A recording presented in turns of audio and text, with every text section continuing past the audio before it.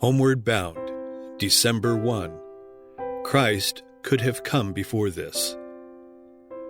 Lord, will you at this time restore the kingdom to Israel? Acts 1, verse 6.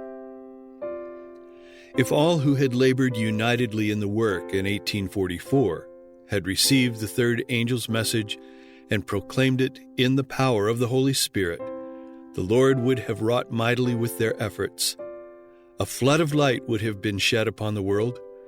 Years ago, the inhabitants of the earth would have been warned, the closing work completed, and Christ would have come for the redemption of his people.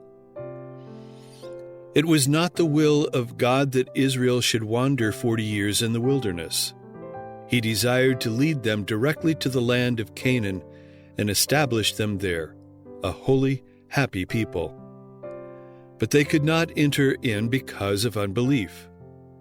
Because of their backsliding and apostasy, they perished in the desert, and others were raised up to enter the promised land.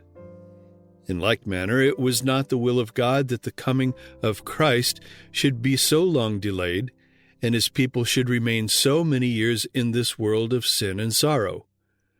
But unbelief separated them from God. As they refused to do the work which he had appointed them, others were raised up to proclaim the message. In mercy to the world, Jesus delays his coming, that sinners may have an opportunity to hear the warning and find in him a shelter before the wrath of God shall be poured out. Now, as in former ages, the presentation of a truth that reproves the sins and errors of the times will excite opposition. Every one that doeth evil hateth the light, neither cometh to the light, lest his deeds should be reproved. As people see that they cannot maintain their position by the Scriptures, many determine to maintain it at all hazards, and with a malicious spirit they assail the character and motives of those who stand in defense of unpopular truth. It is the same policy which has been pursued in all ages. Elijah was declared to be a troubler in Israel, Jeremiah a traitor, Paul a polluter of the temple. From that day to this, those who would be loyal to truth have been denounced as seditious, heretical, or schismatic.